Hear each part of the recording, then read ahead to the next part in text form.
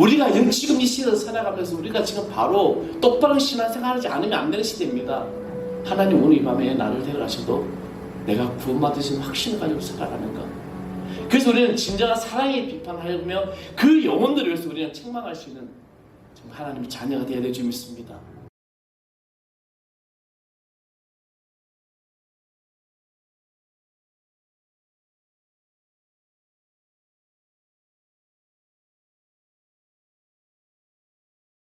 나단 선지자는 다윗의 왕의 잘못을 정확하게 비판했다는 것이죠. 그런 바른 비판 때문에 다윗은 자신의 잘못을 하나님 앞에서 회개하게 됩니다. 하나님 앞에 돌아서게 되죠. 만약에 나단이 올바른 비판이 없고 그가 아부하고 아첨하는 말을 했다면 다윗은 회개하는 일은 하지 않았을 것입니다. 하나님께서 말씀하신 합당한 자의 이 명예는 없을 것이라는 것이죠. 사실 선지자들의 가장 중요한 역할은 바른 비판이라는 겁니다. 그래서 강단에서 목회자들이 목사님들이 하나님 앞에 성도들을 바르게 책망할 때 그것을 우리가 그것을 받아들여야 된다는 것입니다. 뭐 말을 하게 되면 그 말이 누구인가를 자기가 해당되면 저거 나보고 다 들으라는 소리네 하고 한번 삐져가지고 다른 교회 가고 그죠. 우리가 이 영적인 귀가 열려있다면 주의 종들이 아니면 다른 사람이 여러분을 비판하고 바른 길을 인도한다는 것은 바로 그것을 우리가 받아들여야 된다는 것입니다. 그러므로 예수님께서는 비판하지 말라고 하신 것이 아니라 이것은 비판이 무조건 나쁘다는 것이 아닙니다. 비판하지 말라는 것이 아니라 다만 비판이 꼭 필요한 것 하다면 바르게 조심하라는 것입니다. 마치 폭발하는 폭탄같이 바르게 사용하면 잘못된 것을 허물어내는 유익한 것이 되지만 잘못 다루게 되면 그것을 필요한 것이 허물게 되고 파괴하는 해롭게 된다는 것입니다. 따라서 오늘 이 시간에 저는 이 비판의 위험성에 대해서 말씀드리려고 합니다. 우리는 온갖 서로 비판하며 잘되면 내 탓, 못되면 남 탓으로 돌리는, 그래서 서로가 서로를 비판하는 이 풍조에 살아가고 있습니다. 저 역시도 하루의 삶을 살아가면서 보니까 너무나도 많은 사람들 비판하고 때로는 비난까지 하게 되더라고요. 저 자신도 모르게 그런 삶을 살아가고 있더라는 것입니다. 이 정치권의 총선이나 대선을 보게 되면 서로가 서로 어떤 이념이 다르다는 이 당의 이유로 서로를 비판합니다. 어려운 경제 문제 때문에 국민은 정부를 비판하고 정부는 국민의 잘못된 삶의 형태를 비판합니다. 이 비판이 판치는 시대에 바른 비판, 긍정적인 비판이 되기 위해서 비판의 위험성을 깨닫고 우리는 올바르게 그 길을 나아가야 된다는 것이죠. 바로 그 길을 시작이 누가 해야 되냐? 그리스도인된 우리가 먼저 걸어가야 될 줄 믿습니다. 왜? 우리가 예수 믿는 사람이기 때문에. 그런데 이 비판에는 몇 가지 위험성이 있다는 것이죠. 뭐냐면 첫 번째는 모든 비판은 비난에 될 위험성이 있다는 데 문제가 있다는 것입니다. 여러분, 비판이 무엇입니까? 비판은 현상이나 사물의 옳고 그름을 판단하여 바르게 잘못된 점을 고쳐 나가는 것이 바로 비판이라는 거죠. 근데 비난은 뭐죠? 남의 잘못이나 이 결정적인 어떤 허물, 이것을 책잡아서 나쁘게 말하는 것이 비난입니다. 비판의 목적은 문제를 해결하고 궁극적인 방향으로 가기 위해서라는 겁니다. 그러나 비난의 목적은 상대방을 무시하고 어려움에 처하게 한다는 것입니다. 비슷한 단어이지만 엄청난 차이가 있는 것이죠. 하나는 해결책이고 하나는 파괴하는 것입니다. 그러므로 이 비난은 문제를 해결하기보다는 문제를 더 복잡하고 어렵게 만드는 특징을 가지고 있다는 것입니다. 많은 사람들이 자신을 비판하는 것이라고 이야기하지만 대부분의 경우 비판인 경우보다는 비난일 경우가 더 많다는 것입니다. 또한 처음에는 비판하는 의도로 했지만 갈수록 그것을 끝에 가는 비난으로 끝맺음을 갖게 된다는 것입니다. 우리 욥기서를 보면 잘 알게 되죠. 여러분, 욥기서에 보면은 그 욥의 세 친구들이 왔을 때 그때 하나님의 이름으로 이야기가 욥이 잘못된 것을 이야기하고 비판하는 것 같지만 결국에는 욥을 비난하는 내용입니다. 우리가 그리스도인데 우리가 처음에는 내가 이 사람을 비판하고 바르게 가르쳐 줘야 되지만 그러나 결국에는 이 사람을 비난할, 이것이 비난으로 바뀌지 않도록 조심하라는 것입니다. 우리가 교회의 문제를 봐도 처음에는 교회가 잘되고 좋은 방향으로 가기 위해서는 좋은 비판하게 됩니다. 그러나 나중에는 서로가 서로 욕하는 비난으로 갈 때가 많다는 것입니다. 대부분의 교회의 이 분란이 여기서도 시작된다는 것이죠.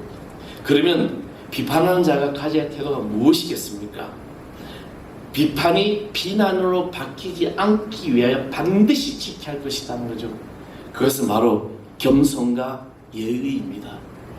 비판할 때 상대방에 대하여 바른 예의를 갖추고 또 겸손해야 된다는 것, 이것만큼 중요한 것은 없다는 것입니다. 내가 교만하기 때문에 그 사람을 비난하게 되는 거예요. 내가 잘났기 때문에, 내가 더 똑똑하기 때문에, 내가 더 너보다 낫다는 것 때문에, 그 생각이 있기 때문에 비판이 비난으로 바뀌어져 가는 것입니다.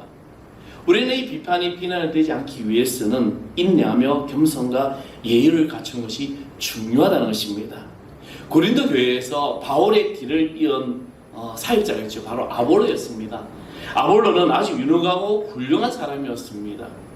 그러나 그는 이 아볼로에게는 하나의 교리적인 문제가 있었어요. 그 문제가 뭐냐면 아볼로의 이 교리적인 문제, 세례는 세례 요한의 세례만을 세례로 인정했다는 것이죠.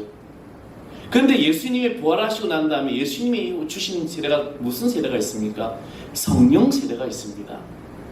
그래서 이 성령 세례를 이해하지 못하고 알지도 못했던 것입니다. 이것은 상당히 그 당시 교리적인 잘못된 부분이었는데, 그런 아볼로의 이 무지한 잘못을 알고 이것을 고쳐준 사람이 있었습니다. 바로 사도 바울의 동역자였던 브루스길라와 아굴라의 부부였습니다. 근데 이 부부가 이제 아볼로에게 찾아와가지고 조용히 이 문제에 대해서 이야기를 하게 됩니다. 이 브루스길라와 아굴라는 사도 바울의 상당한 이제 그런 오랜 동역자였습니다. 그리고 이제 그에게 예수 그리스도의 성령 세례에 대해서 자세하게 설명을 하고, 그리고 그것에서 어떻게 받아들인지 이야기를 하게 됩니다. 결국 아볼로가 이것을 받아들이면서 그는 훌륭한 목회자가 될 수 있었습니다. 여기서 이 두 사람의 태도는 우리에게 귀감이 되게 됩니다. 겸손과 예를 갖추어 비판하고 충고하는 이들 부부가 참 아름답게 됩니다. 또한 이러한 비판과 충고에 겸손히 수용하고 받아들인 이 아볼로도 훌륭한 지도를 나누죠. 여러분에게 누군가가 비판하게 되면 그것에 대해서 받아들여야 됩니다. 왜냐하면 그 사람과 나의 관계가 훌륭한 관계가 될 수 있기 때문입니다. 보통의 경우에는 이 브루스길라 아굴라 이 부부가 만약에 그런 게 있다면 많은 사람들은 어떻게 합니까? 많은 사람이 있는 곳에서 아굴라를 세워놨고, 너에서 알고 있는 세례는 잘못된 거야 라고 막 공개적으로 막 비판하게 되죠. 여러분이 정치권 청문회를 보게 되면요, 저는 청문회를 이제 가끔씩 보게 됩니다. 너무나도 속상하죠. 어떤 정책적인 문제와 그 어떤 정책적인 어떤 것을 토론하며 나누는 것이 아니라 무조건 이 상대방에 대해서 비난하기 바빠요. 서로가 비난하기 바빠요. 뭐 야당이든 여당이든 뭐 국무위원도 할 것 없이 정말 그것을 보면 우리가 정말 참 한숨밖에 안 나오게 되죠.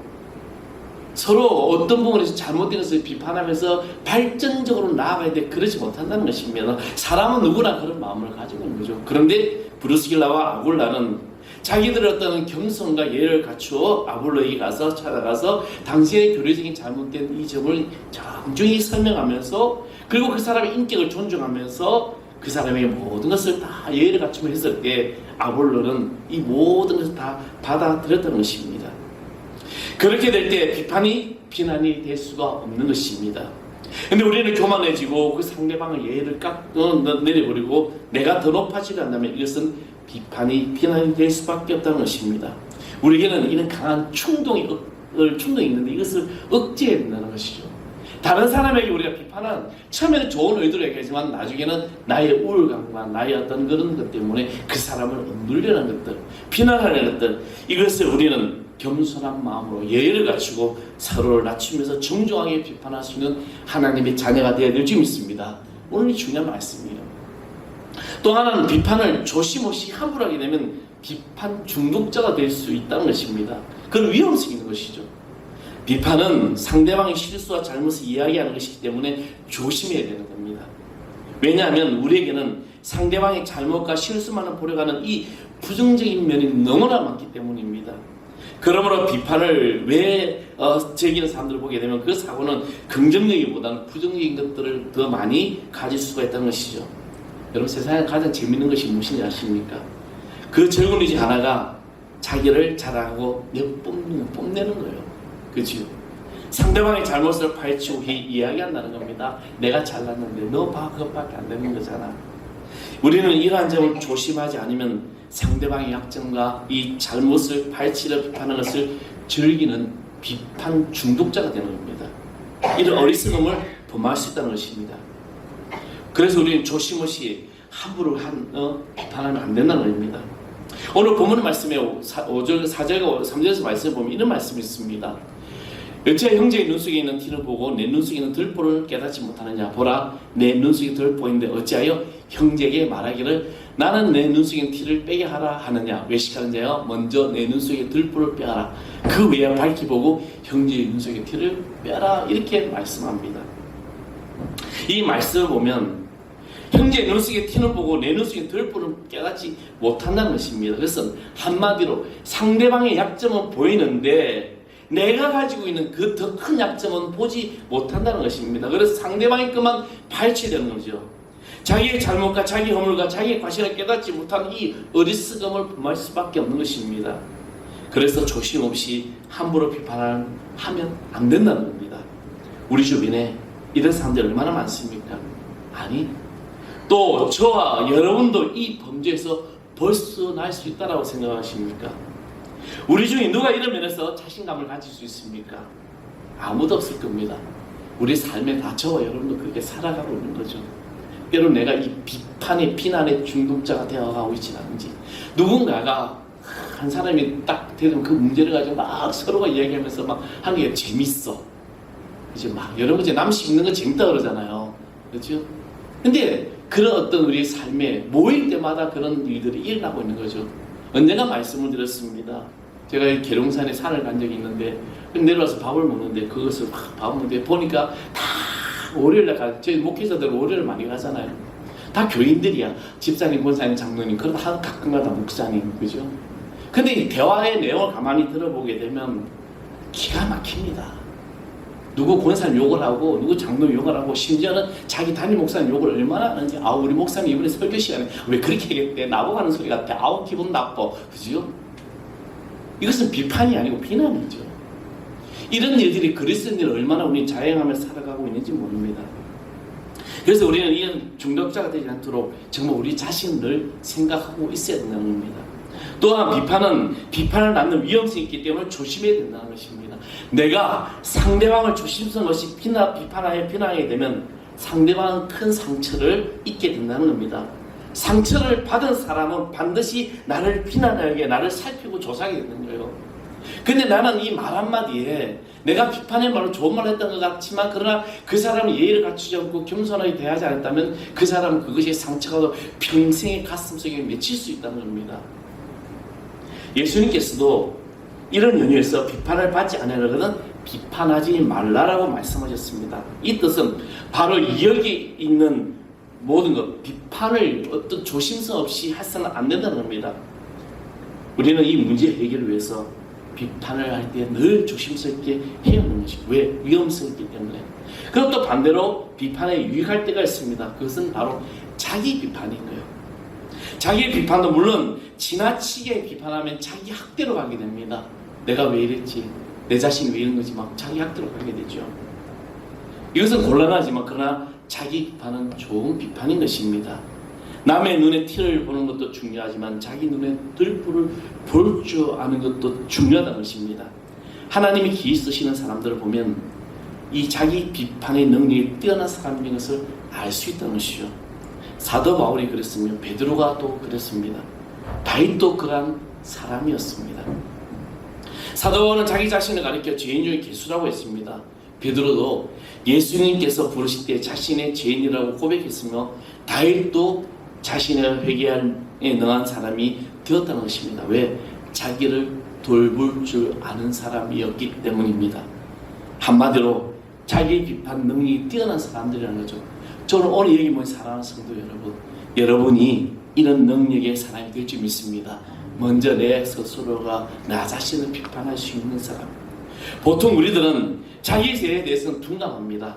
근데 다른 사람에 대해서 아주 민감하게 되죠. 자기 죄에 대해서는 관대하지만 다른 남의 죄에 대해서는 어떻게 얼마나 철저한지 모릅니다. 내 죄는 관대해요. 근데 다른 사람 죄는 막 난리가 나죠. 그러나 하나님께서 귀 쓰시는 사람들은 이러한 면에서 차이가 나는 것입니다. 남의 눈에 그 티를 보기 이전에 자기 눈에 있는 들불 볼 줄 아는 사람, 이런 분들 바로 오늘 말씀 속에 하는 말씀인 것이죠. 현재 우리나라가 어렵습니다. 우리는 흔히 이 정부의 이 경제 정책을 비판합니다. 치안을 또 잘못을 욕하게 됩니다. 교권 문제도 막 서로 욕하게 되죠. 그들이 누구의 잘못인가를 막 타고 따지고 있습니다. 제도적인 잘못인지 뭔지 이렇게 따지게 되죠. 그러나 저와 여러분이 뒤돌아볼 때 우리의 환경이, 우리의 생각이, 우리의 개인 이기주의가, 또 우리가 그렇게 키워진 아이들이, 이 자녀들이, 그 부모들이, 이 기성세대들이, 이 모든 사람들의 주체가 정말 잘못됐기 때문에 이런 일이 일어나고 있는 것입니다.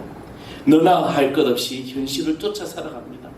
개인은 개인대로, 가정은 가정대로, 교회는 교회대로 세상 문화를 쫓아가면 문화의 고객이 되어 있다는 겁니다. 남의 가정, 남의 이야기 할 것이 아니라 정직하게 정말 우리 자신을 뒤돌아보면서 우리 가정을 뒤돌아보며 솔직히 바로 우리의 잘못이 크다는 겁니다. 나의 잘못이 큰 거죠. 우리 잘못이 크고 우리 교회의 현실이 잘못된 거고, 그렇죠? 그래서 우리는 이것을 가지고 자기 비판과 함께 가장 좋은 그런 비판, 바로 그 비판을 우리가 나눠야 되는데, 이 자기 비판하게 하는 그 나눔의 사랑이 무엇이냐면 바로 사랑이라는 겁니다. 세상에 사랑처럼 좋은 비판은 없습니다. 예수님은 삭개오를 만났을 때에 그를 비난하거나 비판하지 않았습니다. 인자한 음성의 눈빛으로 그에게 삭개오야 속히 내려오라. 내가 오늘 내 집에 유하겠노라. 하나님께서는, 주님은, 예수님은 이렇게 우리에게 다가오신다는 겁니다. 우리를 비판하러 오신 것이 아니죠. 그 사랑의 음성과 눈빛이 그를 변화시키게 됩니다. 이 음성을 들은 삭개오는 어떻게 변화됩니까? 자신의 재산의 절반을 가난한 사람들에게 나눠줍니다. 그리고 자기가 토색한 것이 있다는 4배나 갚겠다고 말을 하게 됩니다. 예수님이 삭개오에게 너 재산 많지? 그 가난한 사람에 반 나눠줘. 그리고 너 앞으로 잘못하면 4배나 갚어. 이렇게 하지 않으셨다는 거죠. 그냥 삭개오야 내려오라. 내가 오늘 집에 유하겠노라. 이 말 한마디, 이 사랑의 음성을 들었을 때 삭개오는 철저하게 자기 자신을 비판하고 회개하며 그 사랑으로 철저한 회개가 일어났던 것입니다. 그래서 예수님께서 그에게 오늘 구원이 내 집에 이르렀다 말씀하셨습니다. 저는 오늘 주님의 음성이 저와 여러분에게 임하여 주시옵습니다. 삭개오의 변화는 비판과 비난이 아니라 바로 사랑이었습니다. 많은 잘못이 있었지만 사랑으로 그를 변화시켰습니다. 그것은 삭개오의 가장 좋은 비판이었습니다. 그 어느 누구도 바꾸지 못했던 이 삭개오의 삶을 바꾸어 놓았기 때문입니다. 사랑처럼 좋은 비판은 없습니다. 그런 의미에서 볼 때 우리는 예수님의 십자가는 가장 좋은 비판의 길을 우리에게 보여주고 있습니다. 저와 여러분은 저로 말미암아 영원히 죽을 수밖에 없는 죄인들이었습니다. 그래서 그 죄의 문제를 해결해야 하지 않고는 절대로 하나님의 나라에 들어갈 수가 없습니다. 이 죄의 문제는 회개를 통해서만 해결할 수 있는 것입니다. 회개가 없다면 구원도 없는 게 되죠. 그래서 회개는 구원의 문지방이라고 합니다. 하나님께서는 우리를 구원하시기 위하여 예수 그리스도를 이 땅에 보내주시고 십자가에 달려 돌아가시게 하셨습니다. 예수님께서는 십자가의 이 상에서 우리를 절대로 비난하지 않으셨어요. 심지어 자기를 칼을 찌르고 못을 박은 그 로마 병정까지도 비난하지 않았습니다. 주님, 하나님, 저들이 저를 알지 못한다라고 그들 용서해달라고 기도하게 해줘요. 사랑하는 성도 여러분, 우리의 삶은 정말 우리에게 나타난 이 몸소 보이신 예수 그리스도 십자가의 상에서 보이신 사랑의 이 진정한 비판, 이것은 주님이 우리에게 보여주신 것이 나옵니다. 그 십자가의 사랑은 좋은 비판이 되었고, 또 많은 사도들은 자신의 죄와 허물을 잘못을 돌이키게 하셨습니다. 결국 이 죄의 문제는 해결되었고, 예수 그리스도의 십자가로 인하여 그 십자가에 나타난 하나님의 사랑을 믿고 깨닫고 그 말씀의 모든 것을 이루는 자는 구원의 역사에 참여하게 된 것입니다.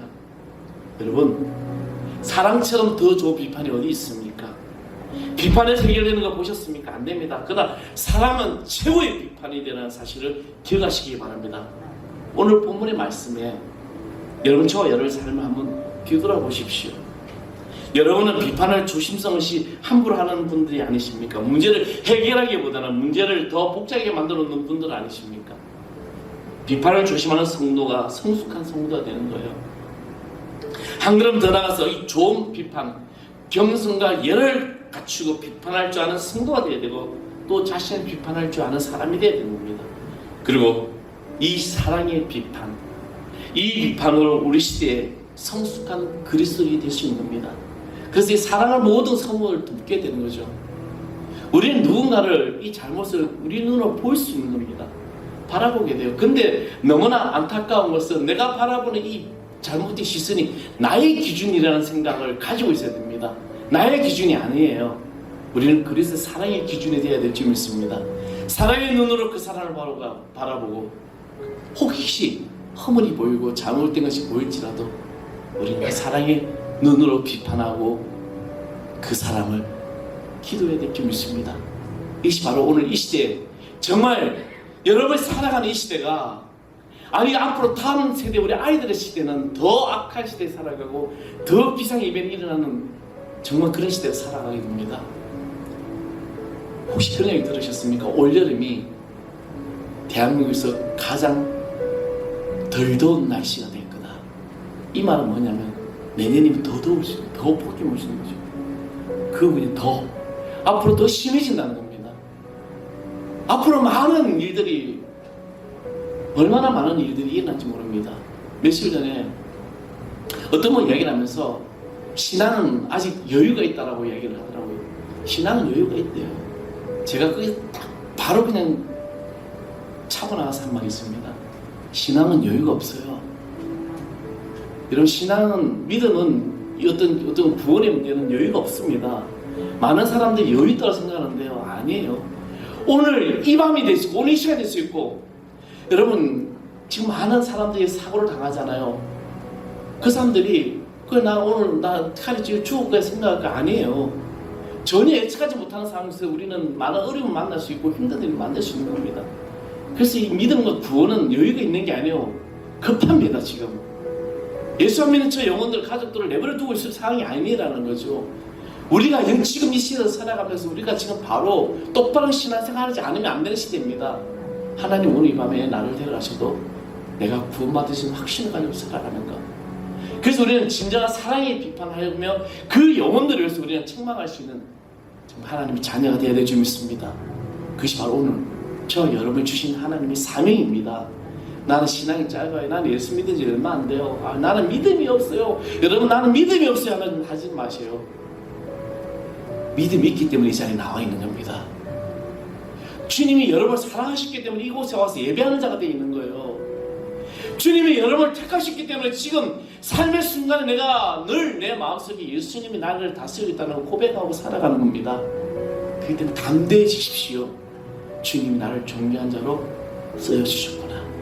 아멘. 그런 사랑이 오늘 저와 여러분 삶이 될지 믿습니다.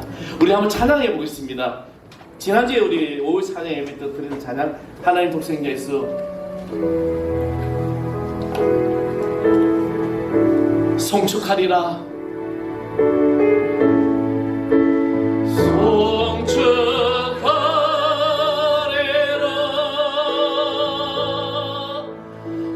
화목해 하신 주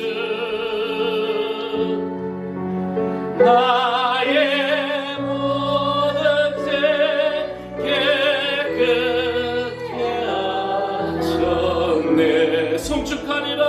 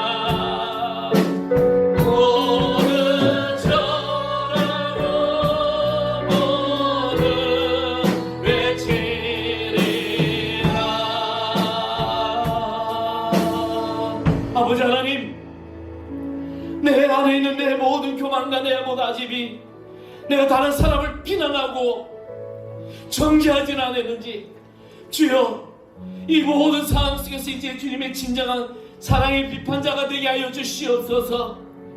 주의 남을 비판하기 전에 내 속에 있는 것들을 먼저 해결하고 통회하고 주님을 바라보시는 하나님의 자녀 되게 하여 주시고, 성령의 이끄심에 따라 살아가는 주의 거룩한 성도들 되게 하여 주시옵소서. 그래야 이 험하고 악한 시대에 먼저 나를 바라보며 내 삶을 뒤돌아보며 기도할 때마다, 통회할 때마다, 회개할 때마다 하늘의 역사를 보시는 주의 자녀들 되게 하여 주옵소서. 오시어 오늘 이곳에 임재해 주시고 우리 가운데 역사해 주시고 우리 가운데 충만한 은혜로 채워지게 하여 주시옵소서. 우리 삶에 주신 예수 그리스도의 이름으로 간절히 기도합나이다. 아멘.